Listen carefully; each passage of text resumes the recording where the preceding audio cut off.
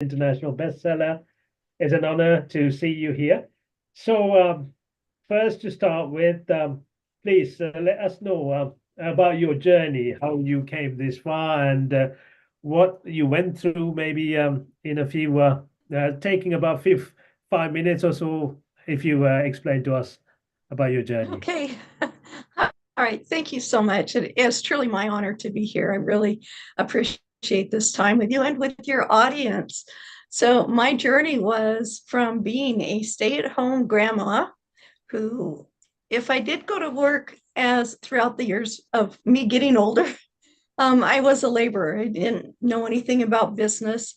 And I was writing stories for my grandchildren. And my daughter said, Mom, you have to get this book published.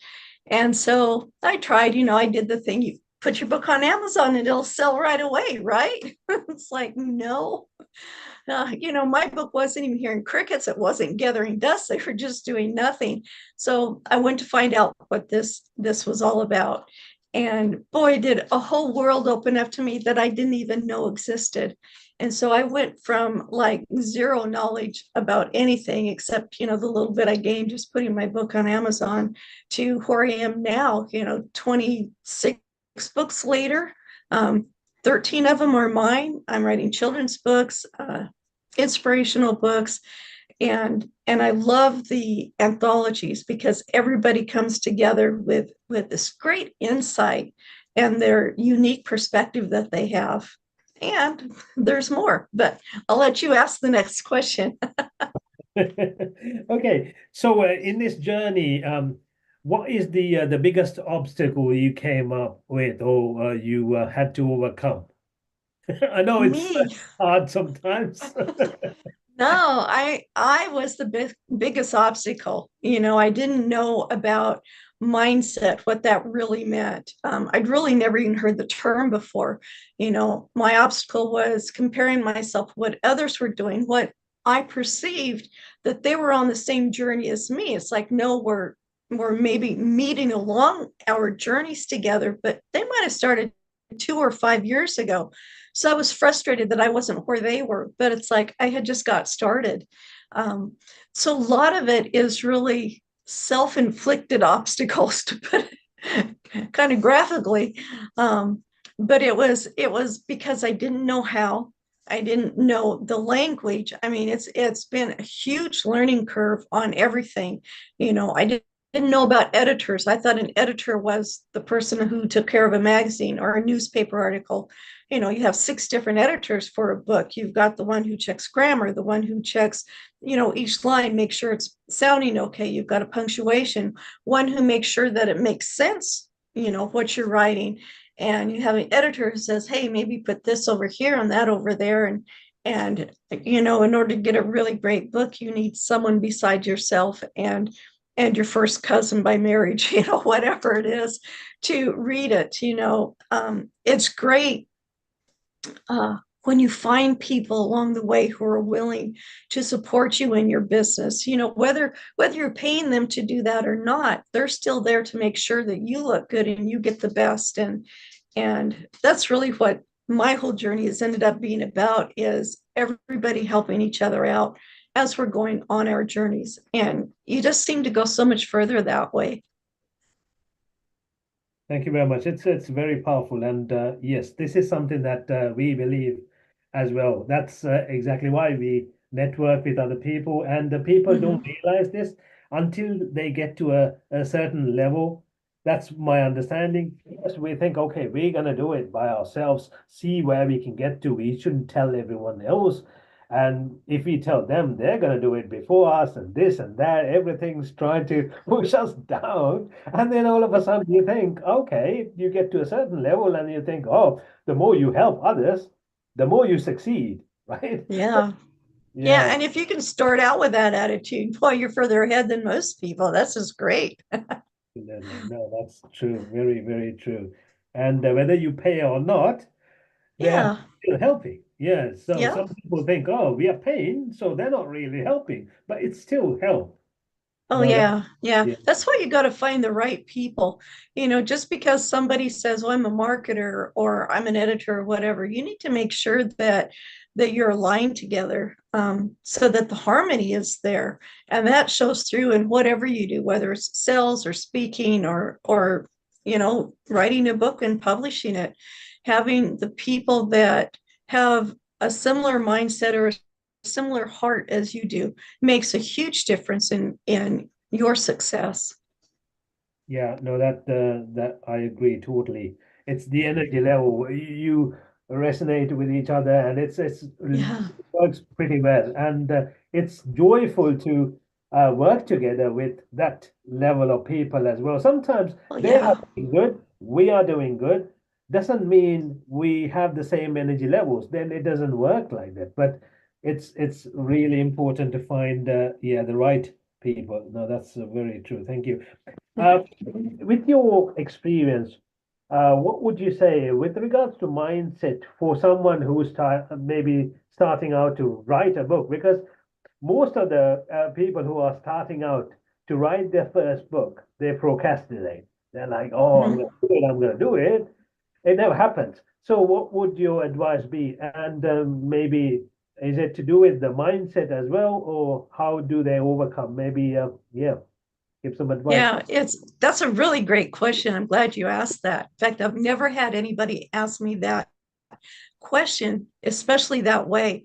And so the best thing to do when you're starting out is you're writing because you have something to say.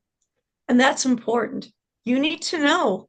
And this is what I tell on a lot of my talks and on my own show, is that your value comes from who you are. It's the choices you've made along the way. It's how you've acted or reacted to the choices other people have made that have directly affected you. Nobody else in the world ever has or ever will do that, because that is specifically yours. And that's where your value comes from, is that uniqueness inside of you. And you say, well, my worth is my job, or that I'm married, or I have kids. It's like, no, your worth is your value. That value is what makes you worthy. And you put those two together, and that's what makes you enough. And because of that, that's why you matter. And that's why this book that you want to get out, whether it's fiction or nonfiction, a business or for children, there's something inside of you that says, I need to get this story out. So you do that. And the next thing you need to do, and I tell this to everyone, whether you're speaking or having a business, you have to figure out who it is you want to read that book. And so I call it the person in the chair. You have an empty chair, and literally you get an empty chair and put in front of you, and you see, how old is that person? What color is their skin? What color is their hair? What's their belief system? What do they like to eat? What do they do for fun? I mean, you know absolutely everything there is to know about that person that's sitting in that chair. And it's only one person. And you concentrate on that person, you focus on them, telling your story to them, whether it's business or whether it's pleasure or whether it's true, whatever you want to tell your story about. You only have to tell it to one person. The reason for this, it keeps you focused. You don't have to think of 100 other people. Well, I want them to understand this. I want that one to understand this. No, you get that one person that you're reading it to, and it will flow so much easier. And I think the reason that we get stuck or we're not sure how to start is because we don't know who we're talking to, or we lose sight of who we're talking to. And you go back, who is in the chair? Who am I telling this story to? And it makes a huge difference. When I wrote my children's books, I have 15 grandchildren from they're now age 5 to 23. And I don't write the same story to my 17-year-old grandchild that I do to my 5-year-old. So I was always already doing this without realizing it. And it made all the difference on my book. Wow, this is a really, really good point because so many business coaches and business entrepreneurs and strategists they come to us for our services, and most of these when they come to us, they're like, "Oh, I'm serving anyone," and I'm like, "You Yeah, try to serve everyone, you serve no one." So that's exactly. biggest mistake. And I'm really happy that you mentioned one person, exactly what you need to do. Just even name that person, right? And that's how Yes, one yes. person, it's Jane, it could be Jack, whoever it is, and define the person really well, and then talk to that person, and there'll be thousands of Jacks around the world who are waiting to listen, right? Okay, that's Right. And your story, because you were able to focus on the one person, it will resonate with other people. So you will end up serving other people, not yes. just the one. So, it's just a great way to get started and keep going. Yeah, no, that's exactly what it is. Yes. So this is for coaches as well. Yeah.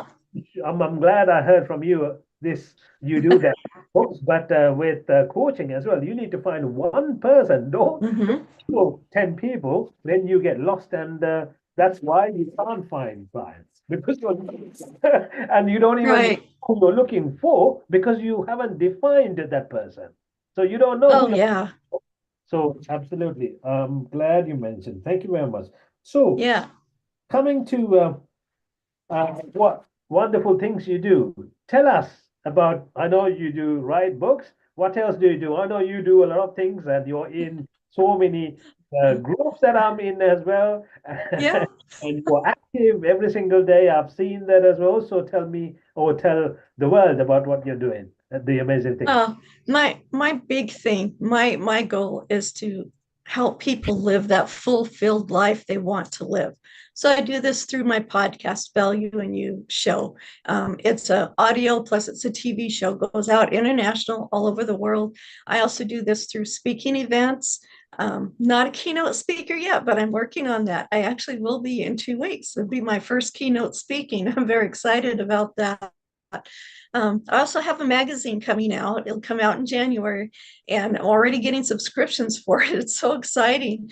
It's called Wisdom on the Front Porch, and it's for entrepreneurs, the entrepreneurial culture, but it gives great insight both personally and as you're growing your business. Wonderful columnists. I've got 6 of them that are going to contribute, and then I'll have 3 guest columnists every issue. And it's only 6 times a year, so it's not like you're going to be inundated with all of these magazines. And we'll do an e-magazine too, which it's easier for a lot of people, especially when they're so busy, especially this time of year or during holidays or whenever. It's nice to just have that few minutes.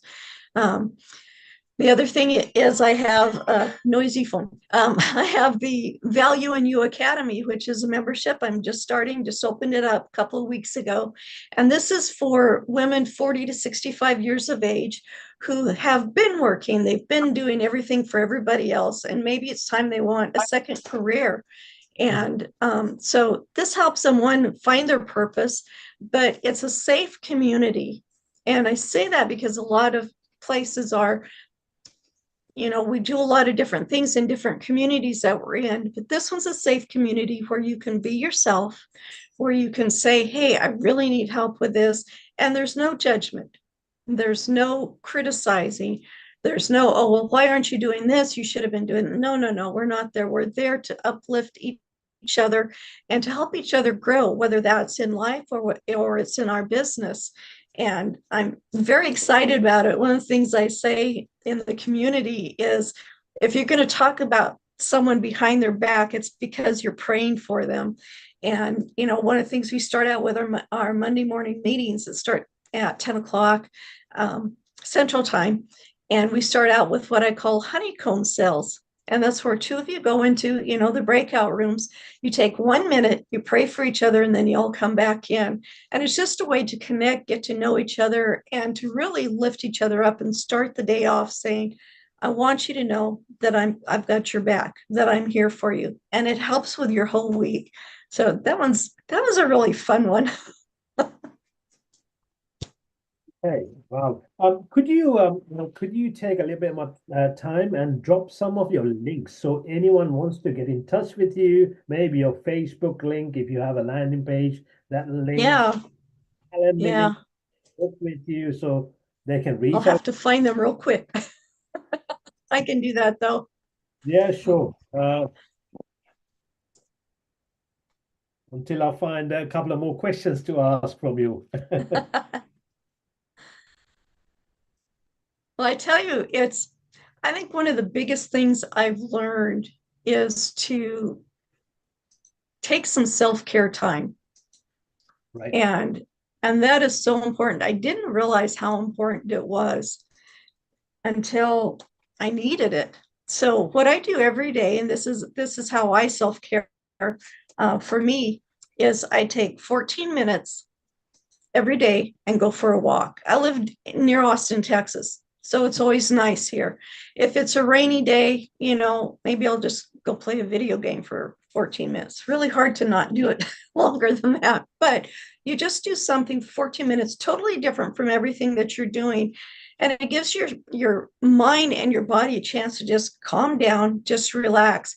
Because a lot of times we're here in front of this screen and we're typing and we're having meetings and we're doing this and we don't get up and walk around.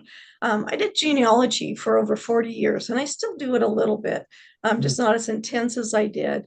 And I would sit at my desk or my computer for 6 to 8 hours and not getting up. I mean, that's awful. You can't do that. You shouldn't do that. Obviously, you can, because a lot of us do.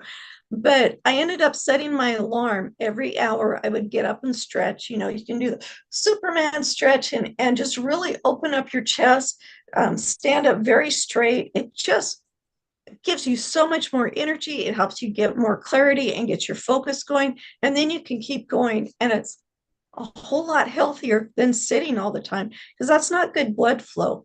It doesn't let the oxygen carry through your body enough. So you really need to treat your body well. Wow. So that is very important actually, because the body and the mind, they're connected. So you have to Mm-hmm. make sure the blood flows well in order to think straight. And sometimes we just work, work, work, and then you forget Yes. about your body, and then you come up to a situation where like, oh, I should have spent some more time exercising or something like that. I have heard about Jim Rohn saying that he was so concerned, and then he thought, no, what if I get sick or get ill after making all this Yeah. money? How am I going to spend this, right? Similar Oh, situation. yeah. Yeah. And you have to think about your future, and it's not always about leaving a legacy.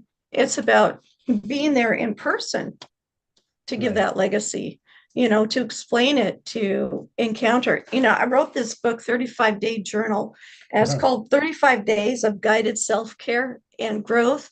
And it's like, okay, why 35 days? Well, because when you get closer to the 28 days or the Uh-huh. 30 or 31 days, you're going to need a couple of days before your next book comes in if you don't order it soon enough.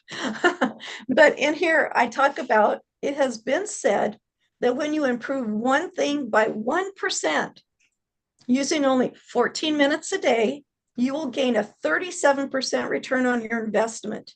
And Yes. I put in here, you are a good investment. And in the asterisk, it has in 365 days, that's about 3,700% improvement. Who doesn't want that? And and I have to say that since I schedule it on my calendar, it's on my phone, that alarm goes off 14 minutes. What are you going to do in that 14 minutes? And it can be different every day. Try to maybe do the same thing every week. In that 14 minutes, maybe it's just sit and read.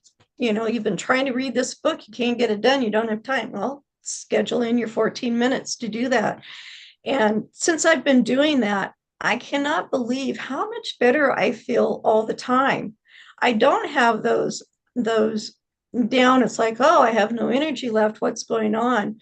The only time I have those is when I'm going from 5 in the morning till like 7 at night, and then I just drop off. But I mean, I'm going, and everybody's tired by then. But overall, my health has improved. I have more energy.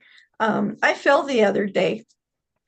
I was actually out catching minnows in the ditch, and I had a glass jar with me, and I slipped on the moss. The jar went down, my arm came on it, busted the jar. I went in, got 12 stitches. Wow. And it was like, oh, it's been 2 weeks ago now, but I'm almost fully healed up. I mean, you can see it because it's still there. You can see a little bit, but I mean, look, you can hardly tell that it's there. But it's because I've been taking better care of myself. I've been going out and doing the walking. I've been taking the time to calm down and relax, to breathe better. And the other thing I like about the journal, which I didn't even know what these were. It was called uh, writing down gratitudes. It's like, what is that all about? And so in there, I have 5 gratitudes in the morning, 5 gratitudes at night. And it's just a great way to start your day. It's a great way to end your day. The reason I really like the journal too is so many of us go to bed at night. We don't sleep well. We've got all this stuff going on in our heads. When you have a journal, you take it out of your head before you go to bed at night. You put it in the journal. It's a safe place. It's there. You're not going to forget about it. You know, you're not going to have to try to find it on your laptop. Now, what folder was it in? It's just right there. Then when you wake up in the morning, you get yourself taken care of, you go over to your journal, you pick it up, put it back in your head and go on. And a lot of times that actually, not only do you sleep better at night, but now when you look at it in the morning, you actually have better clarity. Most of the time, sometimes it's still okay. How do I figure this out? Someone once said, what you do is you ask yourself one question every night that you want answered in the morning. And Hmm. I've done that. And it's like, wow, that's pretty powerful. Sometimes I don't have an answer in the morning, but most of the time I do. And it's really great. And what you're doing is you're giving all of that confusion and frustration and all of the stuff from the day, you're putting it down somewhere. Even if you're just asking the one question, you're putting it down. You're letting your mind refresh itself, your body refresh itself, because you actually heal while you rest. So you need your mind to heal. You need your brain cells to get going again. You need to let your heart pumping all that oxygen through your body and taking out the bad oxygen that we learned in grade school. But when you wake up in the morning, now you've got a fresh mind. And when you look at that, it's either already come to your mind, it's like, oh, I already have an answer for that question. Or it's like, oh, yeah, I asked that question. Well, how about I try this? You know, you get a different perspective on it. It's just a great way to start your day and end your day. No, that's very powerful actually. I used to do that when I do meditation. I used to do a lot of Mhm. meditation retreat, sometimes 3 weeks, 2 weeks, and before I sit down, I just have a question, and then when I stand up, I've got the answer to that. So it's Yeah. similar, I think. No, I need to try this before I go to bed. Okay, yeah, this is the question, and then wake up. No, I think it'll work because that's when you're resting, and then that's when you're not busy. So then I think Yes. you get the answers. No, that's very, very good. And journaling, actually, it is very, very powerful because you tend to look at it in a objectively rather than when it's all on your head you Yes. think the same way, but when it's on paper it's on the other side. Now you're looking at in a different perspective. Okay, now you're seeing it in a different way, right? Oh, absolutely. Absolutely. You know, and it's like the walk, you know, whatever it is, that 14 minutes that you do, because you've taken your mind away from it. You're giving yourself a chance to take a break, breathe, refresh yourself. Then it's like, oh, why was I letting that frustrate me? I know what to do now. I don't know how many times, you know, even over the years when I was thinking about cooking and why couldn't I get this to turn out right? Or when I'm sewing or making something else, because I was a very stay-at-home mom with my family. And it would be, you know, you'd go do something totally different, and all of a sudden it's like, oh, I know what to do. And it's like, why did I think of that now? Well, it's because you gave your mind a break from it. Because when you're so focused on it, it's like you get tunnel vision and you can't see anything else around you. So you step back. It's like taking the pause. You know, 6 months into this journey, I was getting so frustrated. I wasn't where I wanted to be. I had my expectations, they were great expectations, but I put myself under so much pressure because I was actually comparing myself to others. Well, I want to be here at this point, and I want to be here at this point, and I haven't got it yet, and I'm going to disappoint everybody, and I'm going to be a failure. All these stuff that go through your mind. And so I took everything and I couldn't throw it away. I knew I wasn't done. So I put it into these little composition notebooks, and I put in Okay. all of my post-it notes and everything else that I had stuck on the walls, and I left it alone for a week. And I thought, what is it that I really want to do? I tell you, I was going no less than 80 hours every day trying to get the business going. And that's too much. It's too much pressure, too much everything. And I wasn't doing the self-care. I wasn't learning how to manage things correctly, being a good steward of my time and the events and everything that was going on. But I put it in this book. Mm. Excuse me. So I wasn't getting rid of it, but I was taking a pause. And what that pause did, it let me reflect on, what did I really want to do? Is what I'm doing right now going to get me there? Mhm. And what are the obstacles in my way?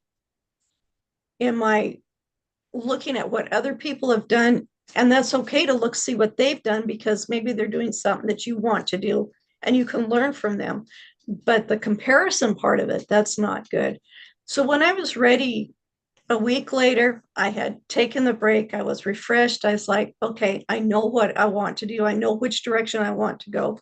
Then I just picked it back up and I was able to take off from there. I didn't have to relearn anything. I didn't have to restart. It was 1 week. I mean, that's not a hard stop. Sometimes you do have to take a hard stop, and it does take a lot of momentum to get back up to where you need to be to keep going, but you can do it. So, don't quit. Don't ever quit. Just take the pause because you probably need it. You may have been chasing too many shiny objects, all the webinars and the seminars and this coaching and that coaching and just so many voices coming at you. And you may have been going down some rabbit holes that go nowhere but to another empty space or another rabbit hole.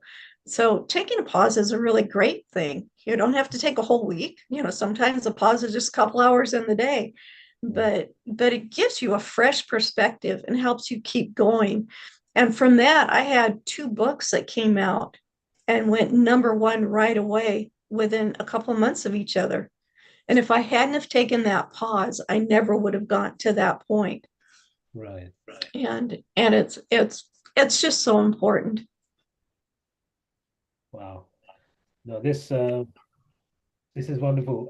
When you try too hard, it doesn't happen. Mhm. Like you're trying to sell, right? You're trying to Yeah. sell, sell, sell. No, it doesn't work that way. The more you try, the more you fail. Sometimes you take back a step and then you are trying to serve, and then all of a sudden all the tails come in. Yeah, it is. It is, but it's because you took that step back. And if you're pushing and pushing and pushing and not gaining anything, maybe it's because you're focused on the wrong aspect of it. Maybe you're only looking at sales and it's like, well, that's great. But what I've learned, and I've learned this from others, from John Maxwell, like listening to Tony Robbins, from some of the people I'm around, my mentors that I have right now and my coaches, is focus on what the customer wants, the Yeah, client. yeah, What do they need? What is stopping them? What's their everybody says, what's their pain point? right. And sometimes you don't know if you haven't gone through that before. With my writing, I didn't have any pain points because I could just do it because I had my grandchildren that helped me through it. Um, the pain point came waiting for the ratings to go up. That was torturous. You got 48 hours to get there, and it's like, oh, what if? And it's like, so what? What if it doesn't? It's no big deal. But that's the other thing. You gotta give yourself grace. Give yourself a lot of grace and be easy on yourself. Too many times we're so hard, and it's like, oh, you're gonna fail if you do this. You're gonna fail if you do that. It's like, okay, stop right there. Failure, you're using it as a bad 4-letter word, and it's Exactly. not. It's not. Failure is a way that you learn. And what's I don't know whether it's true or not. They say that uh, my ADHD just pulled this right out of my brain real quick. It's like, come on, Murphy, give it back. Murphy's law. The guy that invented the light bulb and electricity Yeah, that we all refer Edison, back to. Yeah, Thomas he did. Edison. He failed like 10,000 times, and it's like, Mm. well, it wasn't failure. He had 10,000 ways that didn't work until he finally got the one that did work. And Mm. that's what you're doing. You're finding things that don't work. And it's not necessarily that you forget about them because maybe they're not working at this time for a reason, but maybe that will work at another time for a different reason. It's not working now because of a million different factors. Maybe it's you're trying to sell snow gear, in the middle of summer. Nobody wants to Yeah. do that, Well, not very many people, or you're trying to sell swimsuits when there's a snowstorm going on, and it's like, okay, let's get to reality. Let's look at what's really going on. Yeah, no, that's Yeah. very true. Yes, they talk about you got to fail faster or double the speed of failing if you want to succeed faster. Yeah. So it's the Yeah, I same. just heard from Paul McFadden. He said, fail fast forward. I guess it's something that the Marines say. And it's like, that makes sense because you are failing, you're going forward, but you're still going fast. You're learning from it, you're growing. And I love what somebody said. I wish I could remember the first person I heard this from, is that you don't ask a successful person all the good things they did along the way to get there. You ask them, wow, it's really great. Yeah, you're a multimillionaire. Cool. How many times did you fail to get there? And tell me about those failures because that's where the real growth is. It sounds horrible. You mean I have to do horrible to get growth? And it's like, well, kind of, you know, but you've got to find things that don't work. You also get mentors, coaches, you need those so you can find things that do work so you can go, but you're still going to have these little things in the way that are in your way and you've got to find a way to work around them. So when you start looking at failure as a challenge, as something to conquer, all of a sudden you're not failing anymore. You are winning and you're learning and you're growing and you're getting there and you're successful. Absolutely. No, I've come across people who are scared to fail, and I'm like, you can't be scared to fail. You should be happy to fail. Oh The moment yeah. you fail, you're learning quicker when you fail. You know it's wrong, so you don't do that Yeah, again. that's it. That's it. Simple. And that's it. You learn from it. It's Yeah. like, and I know, and if you fail and you're like, I don't know why it didn't work, find out why it didn't work. Ask other people, maybe that were involved. If you didn't get the sale, say, I hope you don't mind me asking, find a nice way to say it. But I'd really like to know so I can improve myself and have this available to someone who really needs it. What what was the objection? Mhm. What did I do wrong that made you think this wasn't worth your time or your effort or even your money? You know, and some people might say no, but most of the time they're going to say, wow, that's nice. You really care about my opinion. And it's like, yes, yeah. Wow. Now this has been a great LinkedIn Live, actually. So before we wind up, any final advice to anyone who's starting up or anyone who's failing, trying to give up because they don't believe or they think, oh, I've done enough or something? Anything you want to give to them? These kind of Yeah, I'll do a couple of things. One is look at fear as a hologram. It's there. It can be big, it can be in your face, but you can put your arm through it. Nothing's going to happen. You can step through it and nothing happens. So look at fear as a hologram and just step through it. The one thing that I've heard before is like there is a place that has all of these amazing dreams and visions that people have, and it's a cemetery, and they stay there, and you can't ever get them back again. You have one life to live it fully. Take the risk because with great risk comes greater reward. And take the step. You're never going to know until you take the step and go. And I want you to remember this: you have great value in you. You are worthy. You are enough, and you do matter. thank you. Yes, it's a great pleasure having you. I'm gonna stop the